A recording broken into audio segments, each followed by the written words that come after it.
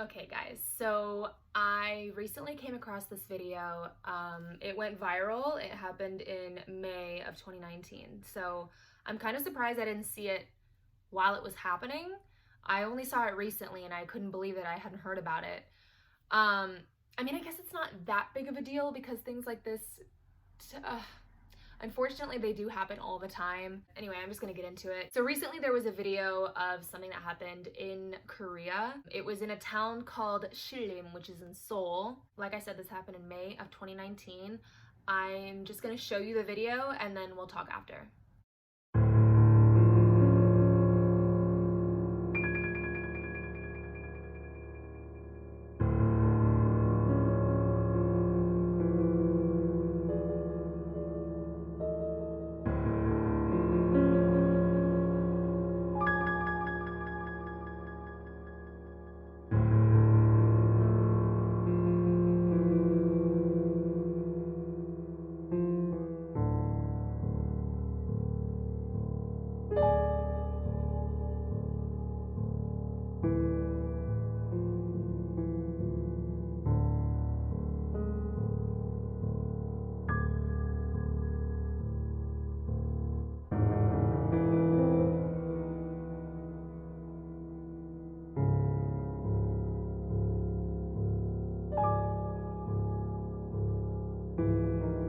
So as you can see, this man attempts to stop the door from closing all the way so that he can get in. And once he realizes that he's too late, he knocks on the door and sort of like stands in front of the keypad and is acting really suspicious. So I can't say for 100% of the apartments in Korea, but most of them now have keypads, not keys. The good thing about that is that, well, number one, you can't pick a keypad, so personally, I do think they are safer, but the other good thing about them is that they lock automatically behind you. Had this guy been 1 second faster, he would have kept the door from closing all the way. But on the other hand, if he had kept the same pace, but it was a door that didn't have a keypad that actually had a real lock, she probably wouldn't have been able to lock it in time. It's just very lucky, very lucky. In this case, I think that that saved the woman's life. So after the door closes and he realizes that it's too late, he immediately knocks on the door to try to get her to open it. She doesn't, and eventually he turns like the flashlight on his phone and is attempting to study the keypad to see if he can see where her fingerprints are to try to decipher what the code might be. Now, after this, I don't know exactly how things transpired, but the news channel released these surveillance footage videos of this guy following her all the way home. He had been following her for a while on the streets right up until the point that he attempted to do the home invasion.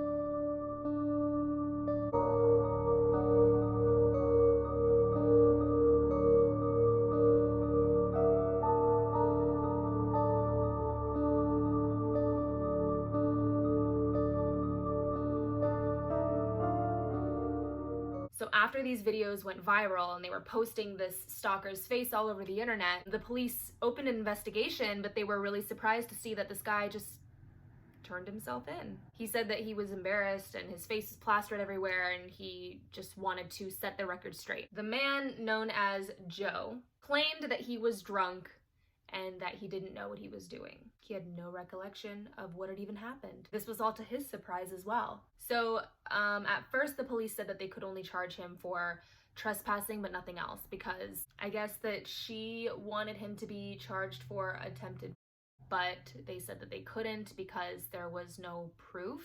But then after that, there was this huge public outrage and 77,000 people signed a petition to have this guy charged for attempted, because everybody was like, what do you think would have happened? Like,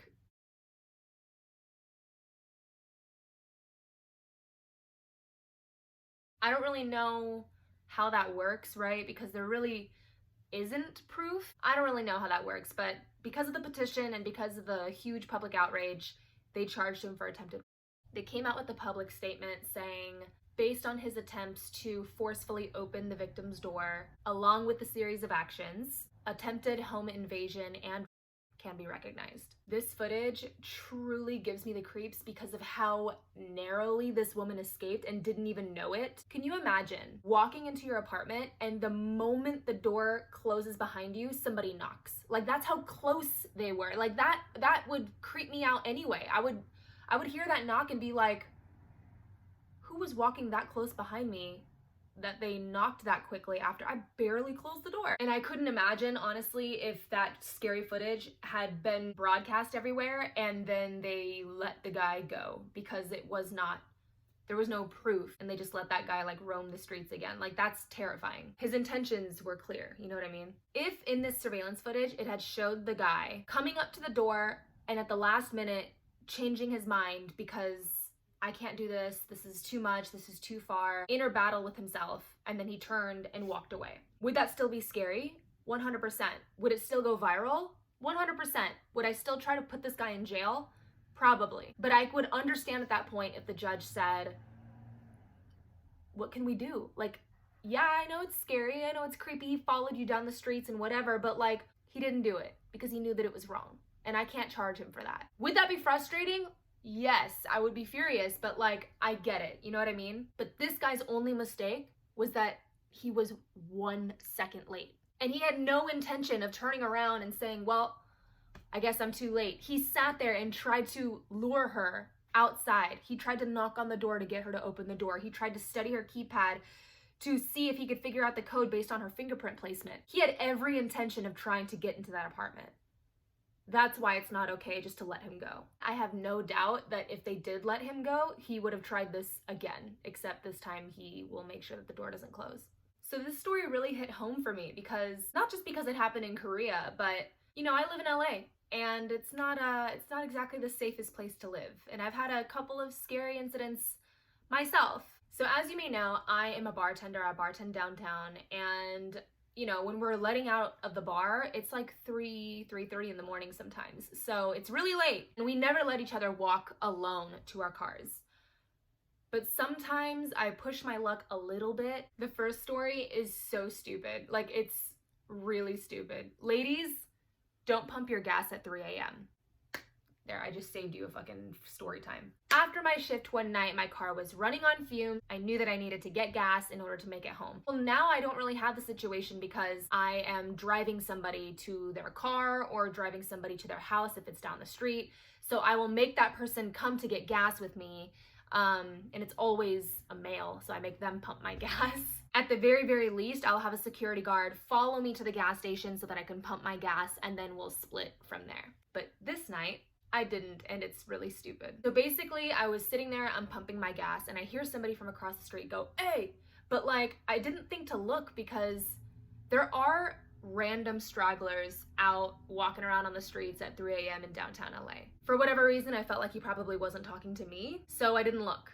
And I just kept pumping my gas, and a second later I hear, "Hey!" again. So I finally look up and I realize that across the street, there's this guy, and he was definitely talking to me. He was looking right at me. As soon as I looked at him, I was like, oh crap, please don't come over here, please don't come over here. I probably looked down for a second, and when I looked back up, he was already across the street. Like, he ran. I don't know if I just had like a big ego at this time, but I really didn't feel scared. He was also very short and very skinny, which his physique didn't scare me, but he did seem crazy, and that scared me. So I just continued to pump my gas and ignore him. He comes up to me and he says, "Can I get a ride?" And I said, "No, you can't get a ride." And I'm not trying to show this person that I'm scared. And I just kept pumping my gas, and he goes, "Come on, let me get a ride, let me get a ride." And I said, "No, I'm not giving you a ride anywhere. You think I'm gonna let you in my car? I don't know you." Then he started to dig into his pockets, and he pulls out a handful of condoms. And in this hand, he had like I don't even know what it was. It was like a metal can with a black cap on it. But I looked at it and I just looked at him. He said, "Come on, let me get a ride. Please, let me get a ride. I'm not letting you in my car. I don't know you." and I finished pumping my gas. I put the pump back in the holder. I closed it. I walked around quickly, opened my car door, got in, and locked it. And as I was going around my car, I was kind of looking at the corner of my eye to make sure that he wasn't like right behind me. He didn't follow me at all. He stayed on that side of my car. And I go to start my car and I look over in my passenger side where he's standing, and he had exposed himself and started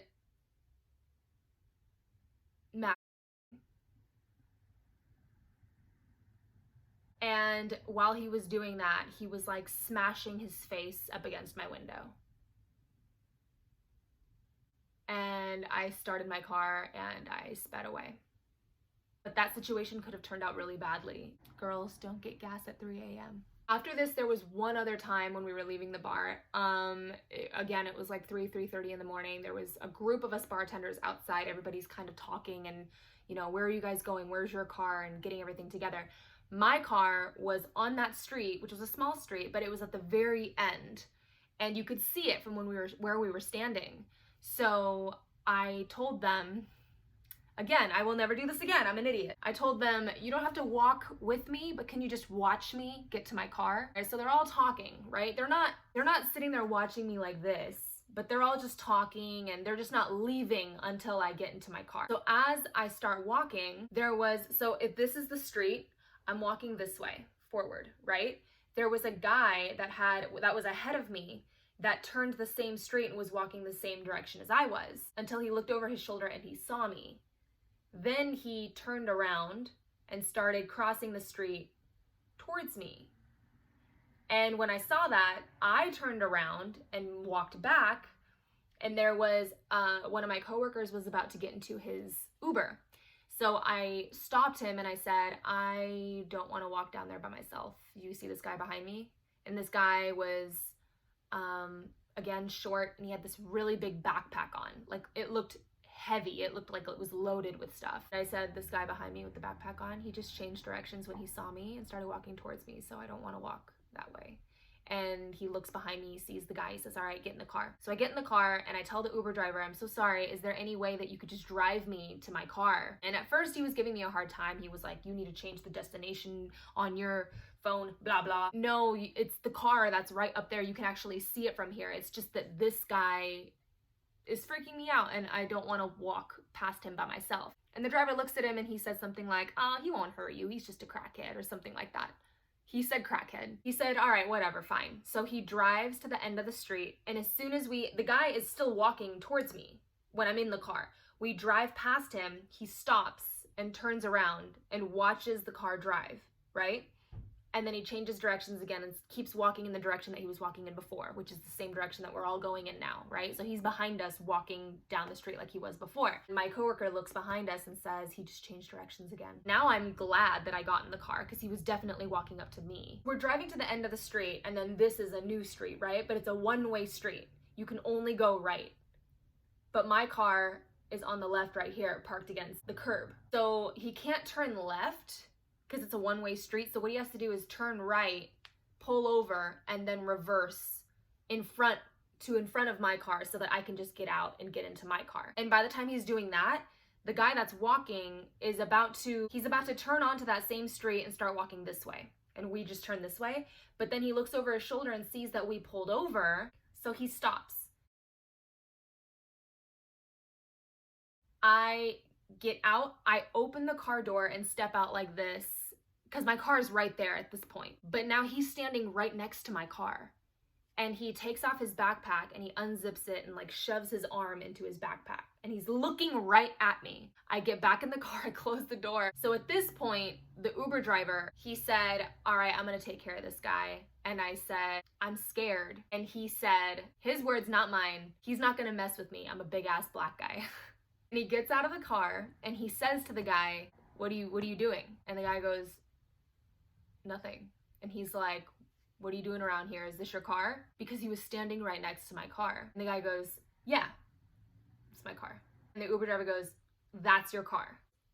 That's not your car, bro. You need to get the fuck out of here. As soon as he says that, it gets really uncomfortable. At this point, my coworker gets out of the car just to show that there's two guys. so that this guy will back off. But what's so scary is that he didn't back off right away. And the whole time, his arm is still balls deep in his backpack. I'm inside of the car looking at this all from the back window, and I'm just like, I'm just terrified that he's gonna pull something out of his backpack. The whole thing was very, very nerve-wracking. Everyone was just staring at each other. And eventually, he took his arm out of his backpack, zipped it back up, and turned around and started walking away. The driver opened my door and said, "You can go to your car." I get out, I'm like, "Thank you so much." He's looking at the guy. He doesn't even look at me. He's just like, "Yeah, you welcome, you welcome." After this happened, I went online and I bought myself pepper gel. This stuff is hardcore.